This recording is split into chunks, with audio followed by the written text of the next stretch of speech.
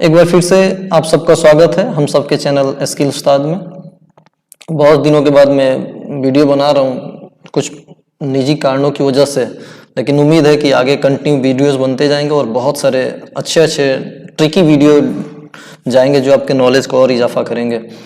बहुत सारे स्टूडेंटों ने ये बोला था कि सर डिस्कस करने के लिए एक बार एक्सटेंशन फाइल नेम पे, तो आज उसी विषय पे हम लोग एक वीडियो बना रहे हैं कि एक्सटेंशन फाइल नेम होता क्या है।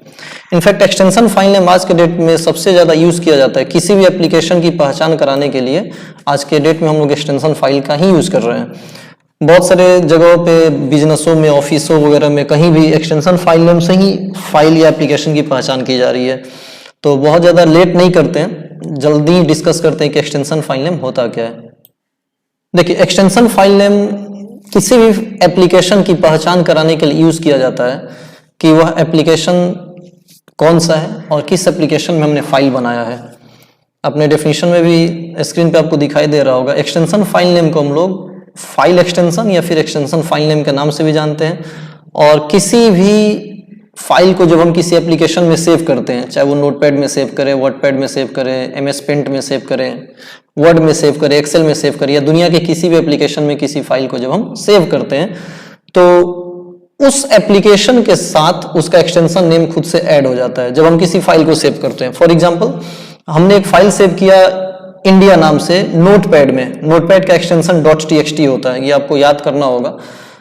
नोटपैड का एक्सटेंशन .txt होता है। और अगर हमने नोटपैड में एक फाइल सेव किया इंडिया नाम से, तो जैसे हम फाइल को सेव करेंगे तो उसका एक्सटेंशन .txt अपने आप फाइल के साथ इंक्लूड हो जाएगा। तो यहाँ जो .txt आप देख रहे हैं ये एक्सटेंशन है नोटपैड का। और एक्सटेंशन यह अलाउ करता है, या एक्सटेंशन फाइल नेम से हम ये पता लगा सकते हैं कि हमने अपना फाइल किस प्रोग्राम में, किस एप्लीकेशन में बनाया। और जब भी उस फाइल पे डबल क्लिक करते हैं तो हमारा फाइल तो खुलता ही है, साथ में वो प्रोग्राम भी खुल जाता है जिसमें हमने अपने फाइल को बनाया है। जैसे एक एग्जांपल देखते हैं, हमने यहाँ पे एक फाइल डिस्प्ले करा है india.ppt नाम से। तो आप यहाँ देख सकते हैं कि इंडिया जो है वो फाइल का नाम है, आप कोई भी नाम यहाँ रख सकते हैं। ये जो डॉट है उसको डॉट या फिर पीरियड बोलते हैं, और उसके बाद पीपीटी यही फाइल एक्सटेंशन है या एक्सटेंशन फाइल नेम है। डॉट के पहले जो नेम होता है उसको प्राइमरी फाइल नेम भी कहते हैं, और डॉट के बाद वाले नेम को सेकेंडरी फाइल नेम कहते हैं। सेकेंडरी फाइल को एक्सटेंशन भी कहा जाता है। इसको और बेहतर एग्जाम्पल से हम लोग समझ सकते हैं। जैसे सपोज करें कि हम लोगों ने, हमारे बीच में बहुत सारे ऐसे स्टूडेंट होते हैं या ऐसे लोग होते हैं जिनका अपना एक नाम होता है, सबका एक यूनिक नाम होता है, और हर नाम के साथ एक टाइटल जुड़ा हुआ होता है। जैसे एक नाम है सपोज करें रोहन, और उसके साथ टाइटल जुड़ा हुआ सिंह। तो नाम तो रोहन नाम तो बहुत लोग का हो सकता है, लेकिन जैसे ही टाइटल हम सिंह ऐड कर लेते हैं तो अब इससे पता चलता है कि रोहन जो नाम है उनके साथ जो टाइटल सिंह है तो ये किस कास्ट से बिलोंग करते हैं। ठीक वैसे ही सोहन तिवारी है तो इससे फिर हमें पता चलता है कि सोहन तिवारी कास्ट से बिलोंग करते हैं। फिर रहीम खान है तो खान से पता चलता है वो किस कास्ट से बिलोंग कर रहे हैं। फिर राजू मिश्रा है, फिर उनके नाम से ये पता चल रहा है।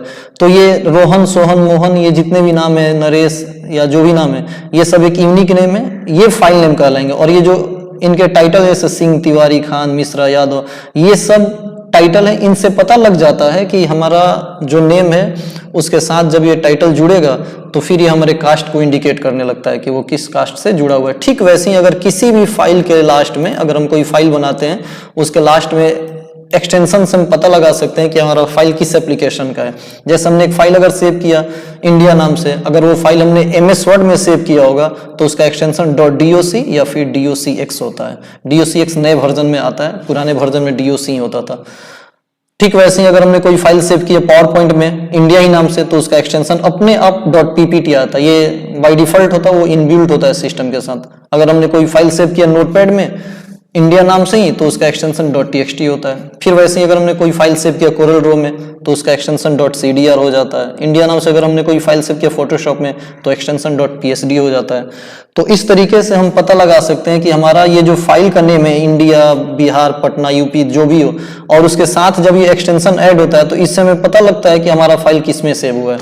और आज के दिनों में ऑफिस वगैरह में बहुत जगहों पे शॉर्टकट चूंकि जमाना चल रहा है, तो अब लोग पूरे एप्लीकेशन का नाम ना लेकर बस शॉर्ट में आपसे ये बोलेंगे कि अगर कोई बोले कि हमें एक पावर पॉइंट में फाइल बना कर दें, तो वो पूरा पावर पॉइंट नहीं बोला जाता है। अब शॉर्ट में लोग यही बोल रहे हैं कि आप एक पीपीटी फाइल बना के भेज दें। तो पीपीटी चूंकि पावर पॉइंट का एक्सटेंशन है, तो कंफ्यूज होने की जरूरत नहीं है।